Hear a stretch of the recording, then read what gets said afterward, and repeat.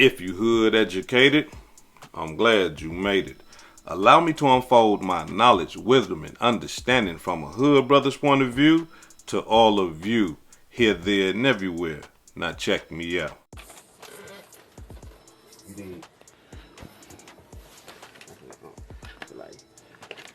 Yes, sir.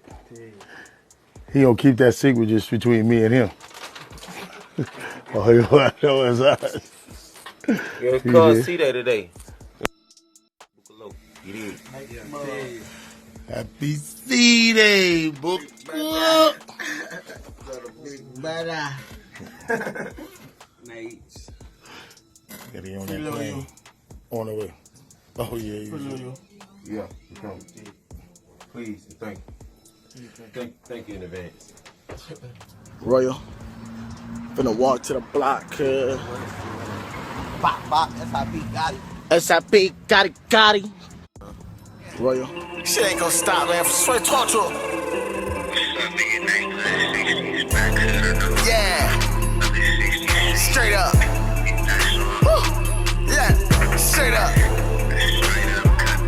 Think you're stupid, yeah. You're go like that. Straight up the porch, I'm flipping shit. Got your bitch on my dick, shit stupid.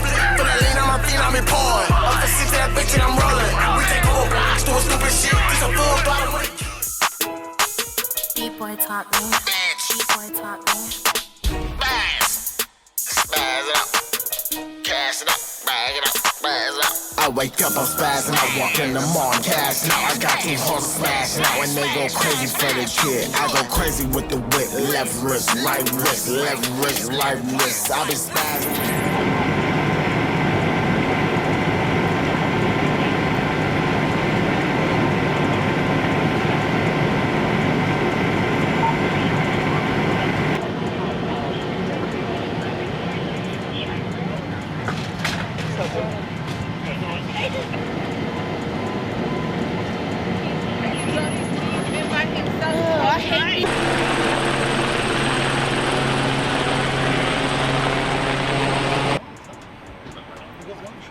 They said one shot. That's all it takes.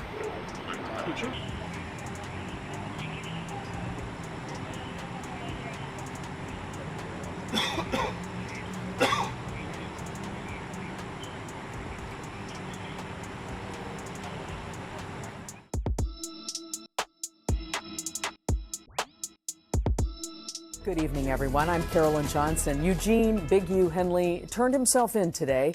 He and more than a dozen others are facing charges. NBC4's Darsha Phillips is in the newsroom for us tonight with details on the federal indictment. Darsha.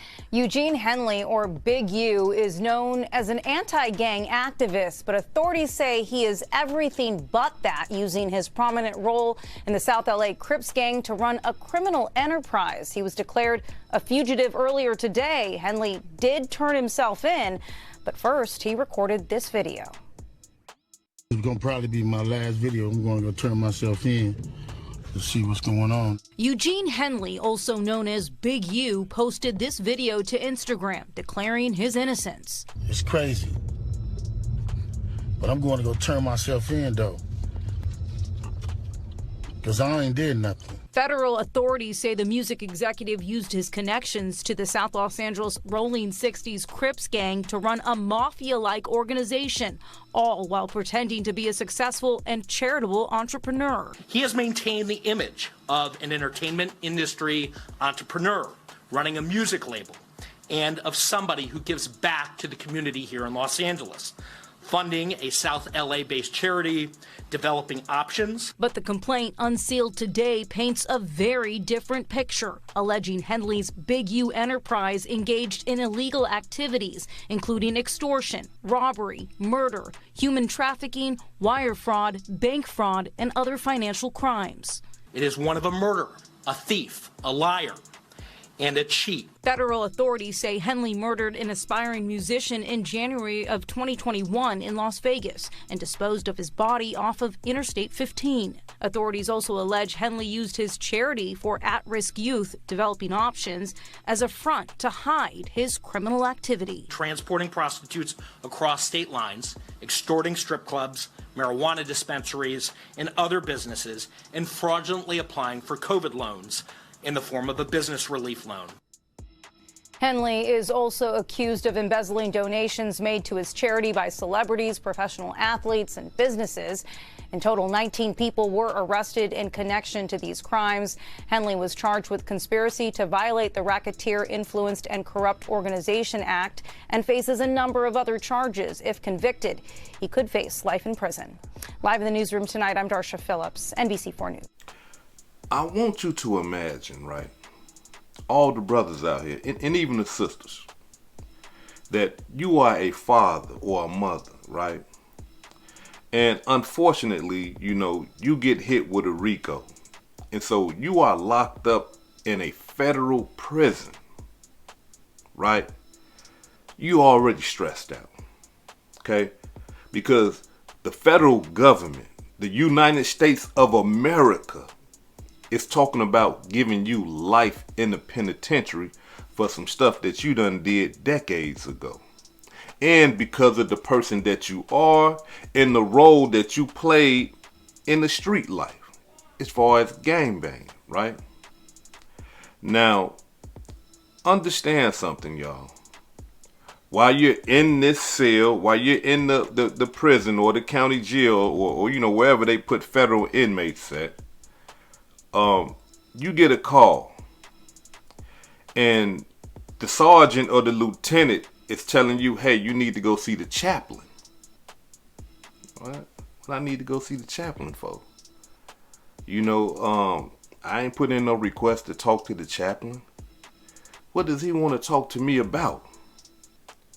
And so you get down there and he say, hey, look, how you doing? I'm Chaplain so-and-so. Something's going on with your family. I need you to make a call to the house. And you get on the phone and you call. And the first thing you hear is people in the background crying. The person that picked up the phone is crying. And instantly you wondering what the hell is going on. And then they tell you, your son has been shot and killed. Cold-blooded demonstration. Because here it is, as a father or a mother, we are protective. I'm talking about very protective of our children. We love our children, regardless of what our kids do, right? We might get on their ass or whatever, but we love our children. And can't nobody harm them. I'm talking about, listen, y'all, let me tell y'all something. I remember when I took my daughter to go get her shots. Man, you talking about want to have beef with the nurse? I'm talking about after that woman stuck my daughter in the leg with that needle, and my daughter looked at me like, man, you gonna let her do that? I'm like, hey, look, I'm sorry. I wanted to grab my daughter like, hey, man, don't do that no more. But, I'm trying to tell y'all just, in us that we are supposed to protect our children. You see what I'm saying? And here it is. This brother right here, Big U, is in a federal prison looking at life in the penitentiary. And he can't do nothing about what's going on with his son. Nothing. He can't protect them. He can't comfort the family. He can't be the man that he is supposed to be when tragic strikes family. Right? Because as a man, we got to be strong. When everybody else is breaking down, we the one grabbing and hugging people and saying, it's going to be all right. We going to figure it out. You see what I'm saying? We going to get it together. He can't do that. He locked up in federal prison looking at life in the penitentiary. Now, understand something. It's one thing to be doing time. It's another thing to be facing life, and it's another thing for your child, somebody that you love, a child, regardless of what this man done did, right? I know a lot of people are in disagreement with him because of his history, right? But we're just speaking about people here. No, he destroyed right now. His mental, his emotion, he lost it. In some situations like that, when the chaplain come and get you, a lot of the times after they tell you about the death of a loved one, if they see you can't control yourself, they gonna put you in the hole. You see, they don't expect you to have an emotional outbursts or all that type of stuff. They want you just to be controlling yourself because they got to control the penitentiary. But if you just happen to just throw the phone and get the throwing stuff and all that and just wilding out because your son got killed, listen, we putting you in the hole until you calm down. And there it is, another part of stress, because now you in the hole. And they gonna tell you that once you get, hey, calm down before we put you in the hole. So now you gotta suppress what you feel, just so that you cannot be put up under more duress. And then you have to walk back into that unit, into that pod, and everybody else is playing cards on the phone. They doing regular programming. And here it is, they just told you that your son died or a loved one done died. And you got to do this. You got to put that mask back on. You can't be seen crying. Cold-blooded demonstration. But see, these are the choices that we make in our life. And these are the results of making bad choices. You don't never want to be in a penitentiary or somewhere where you can't help your children and harm is coming to your children, your wife, your daughters, your loved ones, and you can't do nothing about it. Because that right there takes away from your manhood. You know I should be there, but you can't because of bad decisions that you done made. Cold-blooded demonstration. But not only that though, because something like that can make you go like this here. You see what I'm saying? Now I don't care about the case or none of that type. Now you on the phone all off your square. Hey, kill everybody that has something to do with my son, because now you drawing off your emotions. You see? Who killed him? Where was he at? What happened? Y'all know what to do. Now, you know, the leadership role really plays a role now, because it's like now I'm sending directions. Hey man, go take care of this. Go kill something. Go get my get back for my son. You see what I'm saying? And the cold-blooded part about that, you brothers from California, from Los Angeles, y'all get in the comments and y'all correct me if I'm wrong. From my understanding, the area that he was in,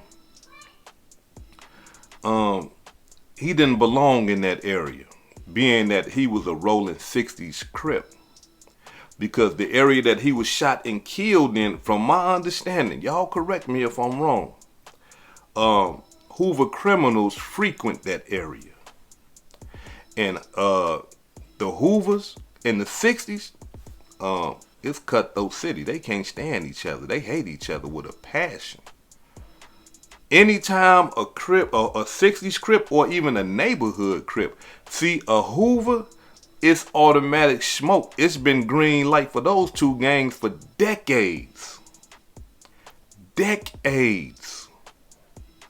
So it ain't no passes, and ain't no, hey man, no, you know, that's Big U son, man, give him a pass and all that. No, that's a good score.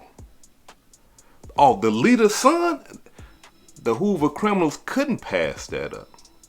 He over here in our section, he in our area, in our hood, slipping. Nah, that's a no-no, you know. So brothers from California, y'all get in the comments, y'all correct me if I'm wrong, but from my understanding, where he got killed at, that's an area where the Hoovers frequent, or it's like a divider line where you would catch a 6, you know, it's like that divider line. Y'all correct me if I'm wrong. And according to the reports that I'm getting, they are saying that he pulled up to the smoke shop. There was somebody already sitting in the car. Big U's son, Jabari, walks up to the car and that's when he was shot multiple times. After being shot, they saying that he stumbled. He tried to run away, but he kind of stumbled and fell on the sidewalk, and that's where he died. There's a video out there, and I can't show it on my channel because in this video, what's going on is he is laid on the pavement, and there's a policeman standing over him, you know, trying to revive him because I believe he was already dead, or he probably had a weak pulse. But the police is trying to preserve his life by, you know, giving him CPR or, you know, all the stuff that they do to try to preserve somebody's life. And he looked lifeless. You know, he wasn't moving.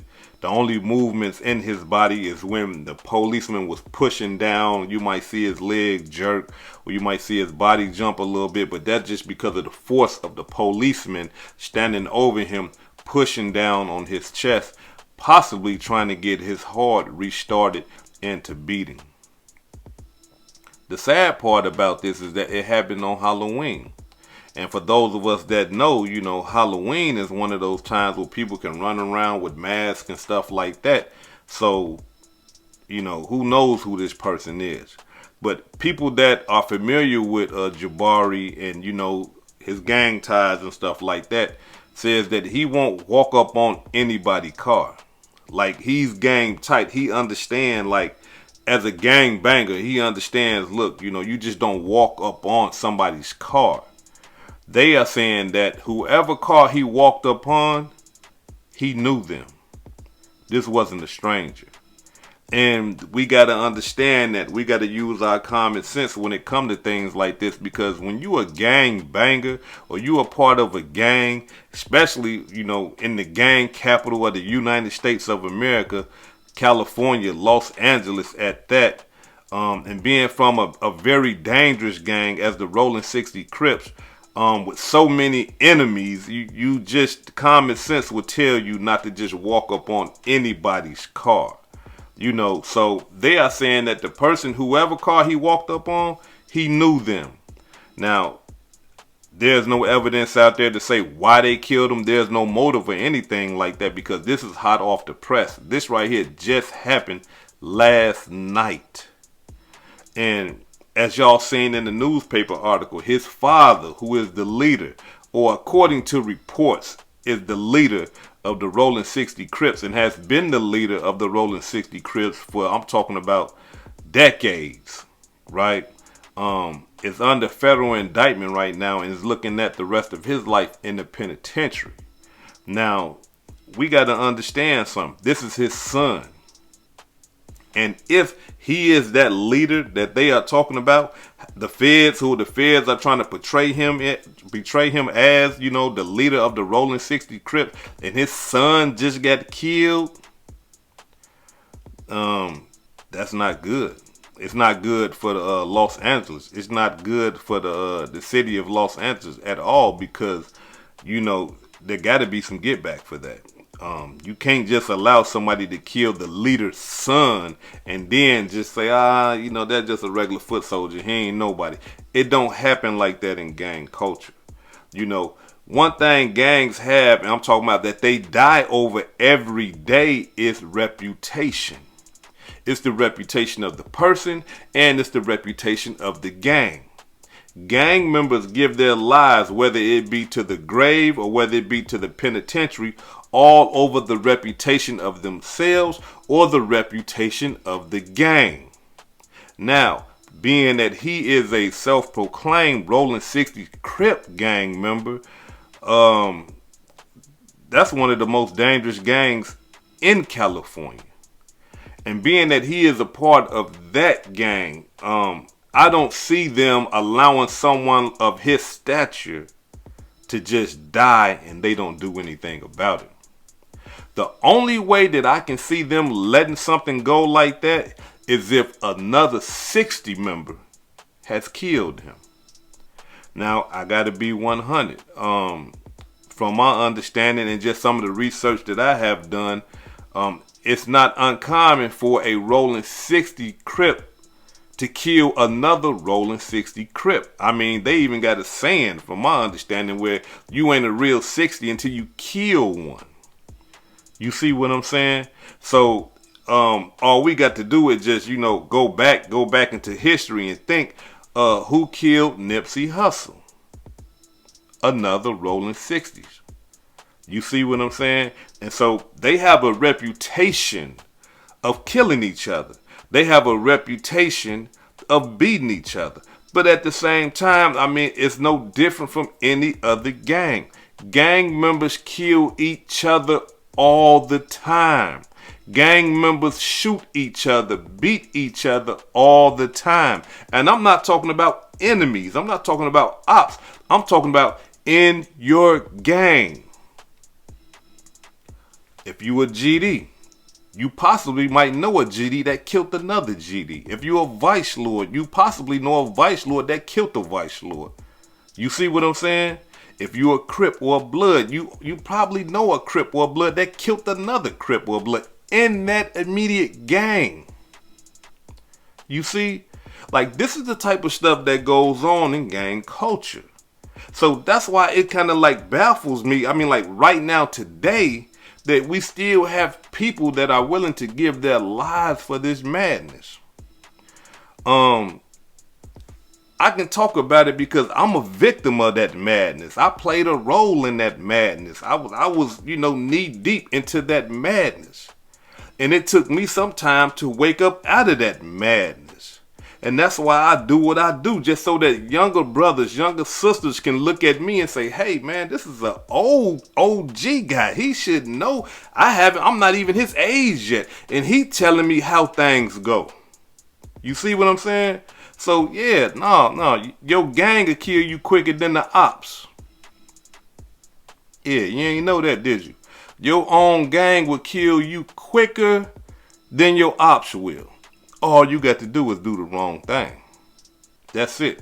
All you got to do is say the wrong thing. That's it. And your own gang will kill you.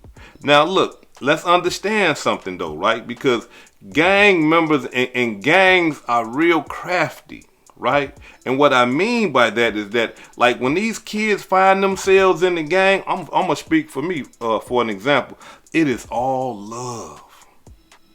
I'm talking about you going to vice lord parties. It's all the unknowns up in there. Probably some conservatives, some insane, some mafias, some foes.